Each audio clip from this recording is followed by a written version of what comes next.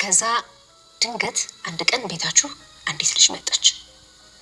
ከዛ ደግሞ ባለቤትሽ የጓደኛዬ ልጅ ናት አልሽ።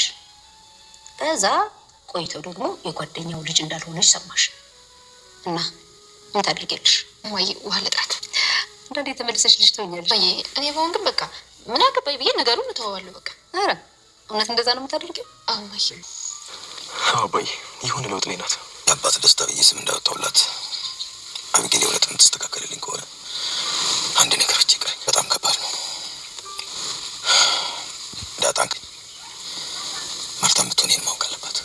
ይህን ችግር ያለፈው ቀን ቤተሰቤ ምንም ሳይሆን ይህን እውነት ያለፍኩት ቀን በሞት አይቆጭም። አባባላል ጊዜ በክፉ ሰዎች ብቻ አይሰራም። አንዳንድ ጊዜም ጥሩ ሰዎች ክፉ ስራ ሊሰሩ ይችላሉ። እኔ እንደዚህ ብዬ ራሴን አላጽናም። አሁን እንዲህ ጎረምሳ እንዲህ በፉጨት አፋጭቶላት እንዲህ እዛ ተመጣ መሰለ። አይ ጊዜ አንተም ጨዋታ ጀመርክ። ከምሳ እየተገባበዝን ነበር። ታመጣልኝም ነበር። አንቺም ደግሞ ለናብዬ ለእህታቸው እንደሆነች ሊነግራችሁ ወሰኑ። የምር ነው? ለኤቢ እህቷ እንደሆንኩ ሊነግራት ነው? አዎ ዛሬ እሱን ይቀርብ ሲል ነበር። ቆይ ምንድን ነው የሰማሁት? ናታን ዳጣ የኔት ናታን ንገረኝ። ቆይ እሷ ዳጣ የኔት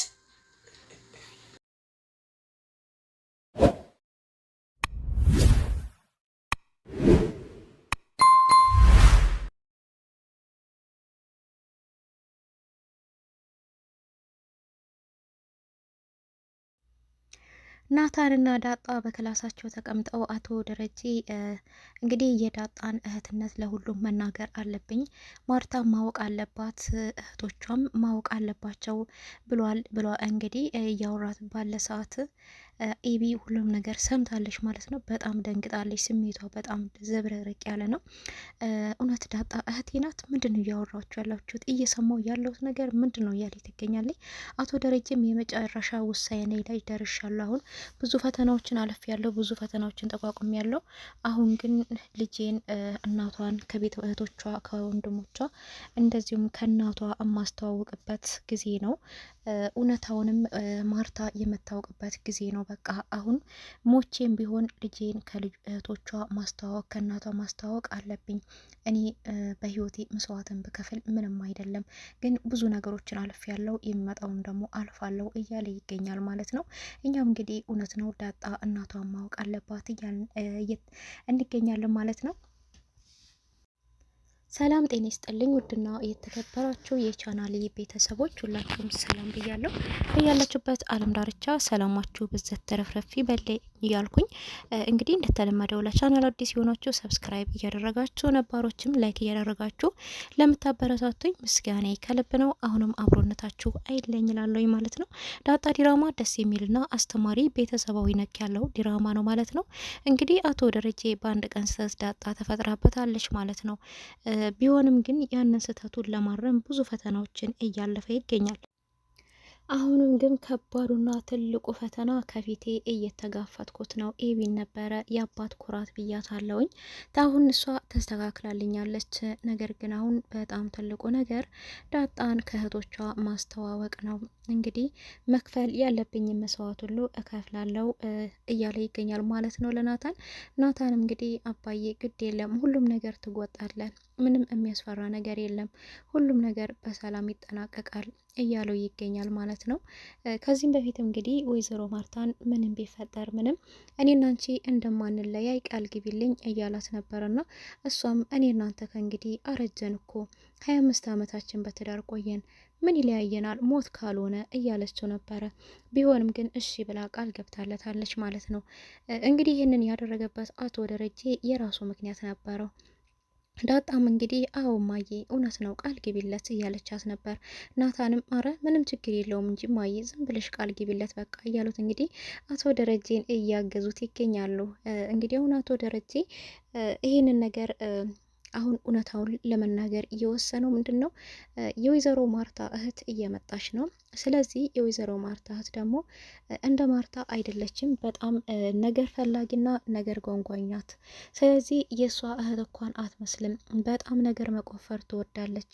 ስለዚህ እሷ ተመጣች ብዙ ነገሮች ሊበላሹብኝ ይችላሉ። ስለሆነ በቃ መሞትም መኖርም ካለብኝ ልጄን ከእናቷ አስተዋውቂያት ከእህቶቿ ተተዋውቃ የሆነው ይሁን መክፈል ያለብኝ መስዋዕት ሁሉ እከፍላለሁ እያለ ይገኛል። እንግዲህ ወይዘሮ ማርታ የሆነ የጠረጠረችው ነገር አለ፣ ጠርጥራለች። ለመናገርም ደግሞ ተቸገረች። እናውቃለን ብንናገር እናልቃለን ያለው ነገር የተባሉ ተረት ሆኖባታል ወይዘሮ ማርታና እንግዲህ ዳጣንም ቁጭ አርግታ አንቺ ማንን ነው የምትመስዩ እያለች እየጠየቀቻት ነበረ። እሷም እንግዲህ ውሽ እማዬ እኔ እኮ መስታወት ፊት ራሴን አይቼው አላቅም፣ ደግሞ መስታወት ማየት አልወድም ነበር ያለቻት። ስለዚህ መስታወት ፊት ቆሜ ራሴን አይቼው አላቅም፣ ማንን እንደምመስል አላውቅም እያልሽ ነው? ዳጣ አትቀልጂ፣ ከምሩ ነው እየጠየኩሽ አለሁት። ማንን ነው የምትመስየው? እናትሽ እሱ አባትሽን እያለቻት ነበረ። እሷም እንግዲህ አይ ሲመስለኝ ብቻ እናቴን መመስል ይመስለኛል ነበር ያለቻት። እና እናትሽን በጣም ጥሩ፣ ግን እኮ አቶ ደረጀ እኮ የሲሳይ ልጅ እንዳልሆንሽ ነግሮኛል ነበር ያለቻት። ዳጣ እንግዲህ በጣም ነው የደነገጠችው። እንዴ እቲ እማዬ ምን ማለት ነው? እንዴት ነው የሲሳይ ልጅ አይደለችም የሚልሽ? አይ እኔ እሱ ለምን እንዳለሽ አላቅም፣ ግን እኔ ሲሳይ ልጅ ነኝ። እሱ ለምን እንደዚህ እንዳለሽ ምክንያቱን እሱን ጠይቂው ነበር ያለቻት። እና እሷም እንግዲህ አንድ ጥያቄ ልጠይቅሽ ነበር ያለቻት። እሱ እንግዲህ ለአንድ ጊዜ ለአንድ ደቂቃ ብቻ ነበር ያለቻት። ለአንድ ደቂቃ ብቻ እኔን ሁኝን ያለቻት። እሷም እንግዲህ እንዴ የዋናት ሆኜ ነበር ያለቻት። አዎ የዋናት የአቤጌል እናት የደረጀ ሚስት ሆነሽ ለአንድ ደቂቃ ብቻ ቆይ ነበር ያለቻት። እና እሷም እንግዲህ እሺ ሆኛለሁ ብትላትም አዎ እሺ ከጊዜ በኋላ ከብዙ አመታት በኋላ አንድ ሴት ልጅ ባልሽ ይዞብሽ ይመጣል። ይዞ መጥቶ ከዛም እንግዲህ የጓደኛዬ ልጅ ናት ይልሻል። የጓደኛው ልጅ ናት ብለሽ ተቀብለሽ ስትኖሪ ከትንሽ ቆይታ በኋላ ደግሞ የጓደኛው ልጅ እንዳልሆነች ይነግርሻል። ምን ታስቢያለሽ? ምን ትወስኛለሽ? ነበር ያለቻት። ዳጣ በጣም ነው የተደነገጠችው። ምክንያቱም እዚህ ጋር እንግዲህ ወይዘሮ ማርታ አነጋገሯ ትክክለኛ እውነታውን የምታውቅ ነው የምትመስለውና ዳጣ በጣም ነው የደነገጠችው። እንግዲህ እማዬ ወይ ውሃ ለጥራት ወደ ውጭ ሄጅ ምናምን ብላ እንግዲህ ነገሮችን ለመቀየስ ሞክራ ነበረ። ውሃን ተያትና ለመረሳሳት አትሞክሪ ያልኩሽ መልሽልኝ ነበር ያለቻት። በቃ እማዬ እኔ አንቺን ብሆን ተወዋለሁ፣ ሁሉንም ነገር የራሱ ጉዳይ ብዬ ተዋለሁ፣ ምንም አላደረግም። አሁን ግን ጨንኮኛል፣ ወደ ውጭ ላይ ልውጣና ከልጆቹ ጋር ልጫወት ነበር ያለቻት። በጣም ጥሩ ማሰብ አቃተሽ አይደለ? አንዳንድ ጊዜ እንደ ህጻን ልጅ ያደርግሻል ነበር ያለቻት። እሷም እንግዲህ አንቺ የትም አትጂ፣ እኔ ወደ ክላስ እሄዳለሁ ነበር ያለቻት። እና ወይዘሮ ማርታ እንግዲህ በጣም ጠርጥራለኝ።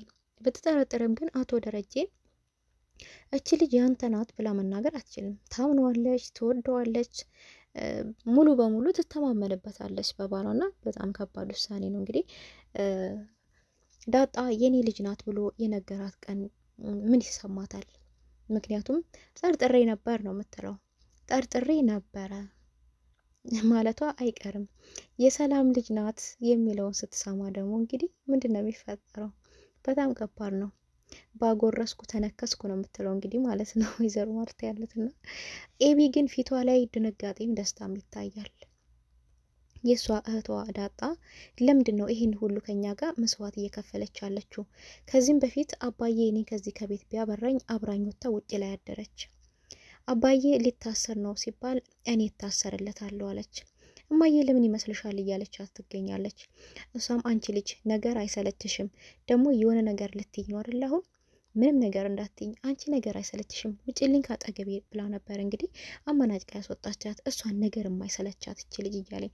ኤቢ ግን ያው በጣም ተቀይራለች። ካልተመለሰችበት ወደ ነበረው ህይወቷ አቶ ደረጀ እንደምንም ብሎ በተወሰነች ያክል ሊያስተካክላት ሞክሯል።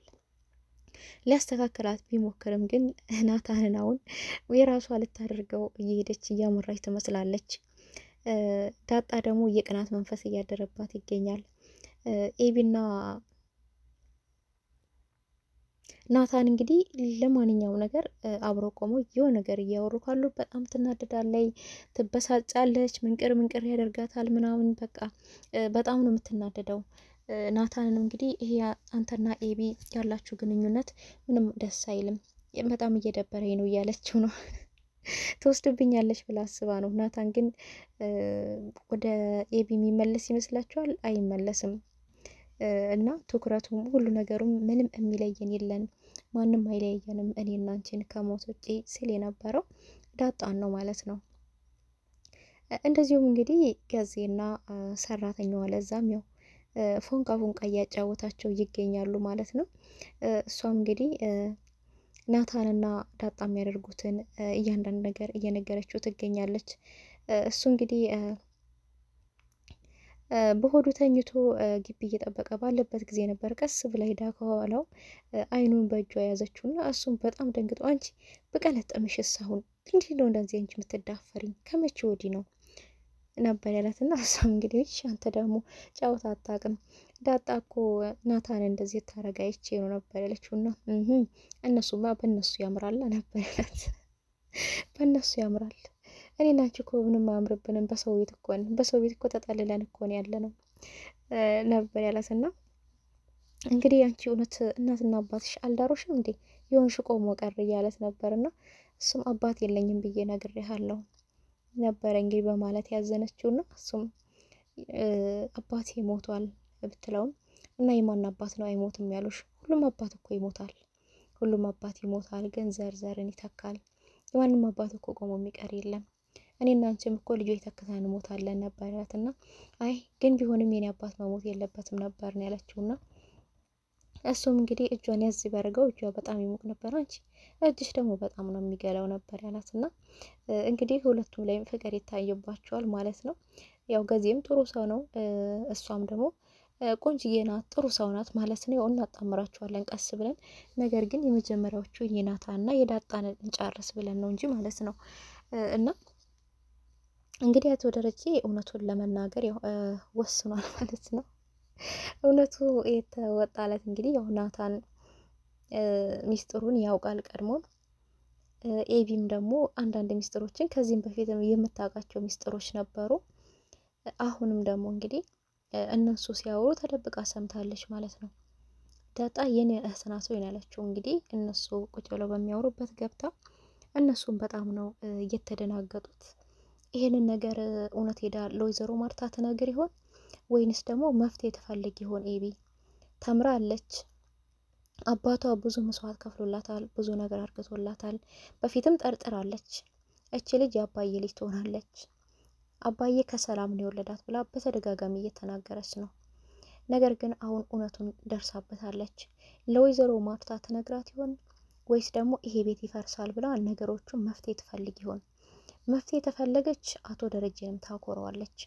እሱም እንግዲህ ኤቢ ተቀይራለች፣ መኩሪያዬ ብያታለሁ፣ የሴት ልጅ መኩሪያዬ ናት ብያታለሁ። እውነት በዚህ ከቀጠለች በሞትም አይቆጨኝም ነው ያለው እንግዲህ አቶ ደረጀ ማለት ነው።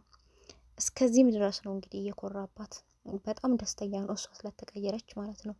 ነገር ግን አሁን ዳጣ ደግሞ የሱ ልጅ መሆኑን አውቃ የሆነ መፍትሄ ይፈልጋ ወይዘሮ ማርታን ማሳመን ትችላለች ኤቢ ማለት ነው። ወይዘሮ ማርታን አሳምናት እንግዲህ የሆነ ነገር ማድረግ ትችላለች። እንደዚሁም ደግሞ ሰላምም እናቷ እንደሆነች በፊትም ታውቃለች። ናታንና አቶ ደረጀ ናቸው ነገሮቹን ሁሉ እየቀያየሩባት ቅዠት እንዲሆንባት ቅዠትን የቃዠሽ ነገር እንዲሆንባት ያስመሰሉባት እንጂ ታውቃለች በፊቱንም ማለት ነው፣ ተናግራለች እሷ። አሁንም ግን ሁሉንም ነገር ወይዘሮ ማርታ ማሳመን ትችላለች የሚል ሀሳብ አለ ማለት ነው። እናንተም ትላላችሁ እና ዳጣ እናቷን ማወቅ አለባት በትክክል። አቶ ደረጀም እንግዲህ ትዳሩ መፍረስ የለበትም፣ ወይዘሮ ማርታ ምንም ማድረግ የለባትም። 2-2 ሆኗል እንግዲህ ጫውታው ማለት ነው። ጫውታው 2-2 ሆኗል። ሰላምዬም ቆንጆ የሆነ ወንድ ልጅ ወልዳለታለች ማለት ነው። እንግዲህ አቶ ደረጀ ወንድ ልጅ የለኝም ብሎ የሚሰማው ነገር ነበር የሚመስላት ወይዘሮ ማርታ ማለት ነው። የሚሰማው ነገር ስለሚመስላት ወንድ ልጅ ሳልወልድ እያለች ብዙ ጊዜ ትቆጫለች።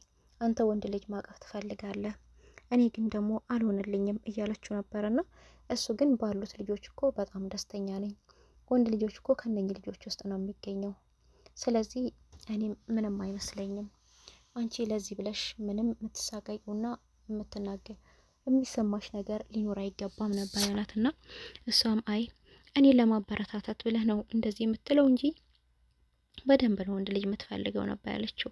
እንዲሁም እንግዲህ የሰላም ልጅ አቤት እንዴት እንደሚያምር የወርቅ ፍርቃቂ ነው የሚመስለው እያለች እንግዲህ እየነገረችው ነበርና እሱም እንግዲህ ያው ግን ገባ ብሎ መጠየቅ በጣም ይፈራል። በጣም ያምራል፣ ማንን ይመስላል እያለ እንግዲህ ዳጣንም ሲጠይቃት ነበር። የሰላም ልጅ ማንን ይመስላል በጣም ነው እንደሚያምረው እያለ ነበረ የሚጠይቃትና ዳጣ ግን እማዬ አላቅም፣ ሰላምዬ ግን አንቺን ነው የሚመስሉት ትለኛለች። እንዴት ነው እኔን ሊመስል የቻለው ኮብዲት እንደሚያምር እያለች ነበርና እሱም እንግዲህ በጣም ደስተኛ ነው ቆንጆ ወንድ ልጅ ስላገኘ ከሰላም ላይ ማለት ነው። ደስተኛ ቢሆኑም ግን ደግሞ ብዙ የሚያስጨንቀው ነገር አለ ማለት ነው። ይህም ወይዘሮ ማርታ ላይ መወስለቴ፣ መልከስከሴ፣ እኔ በጣም ኃጢአተኛ ነኝ፣ እኔ በጣም ቆሻሻ ነኝ፣ ምንም ብዬ ራሴን ማጥናናትና ራሴን መደጋገፍ አልፈልግም እያለ ነበረ። እንግዲህ በቀጣይ ቪዲዮ እውነታው ይወጣል። አቶ ደረጀም እንግዲህ አንድ ውሳኔ ይወስናል። ዳጣ ከእናቷ ያስታውቃል። ወይዘሮ ማርታ ምን አይነት ውሳኔ ተወስናለች የሚለውን ይዤላችሁ እመጣለሁ። ቸር ሰንበቱ።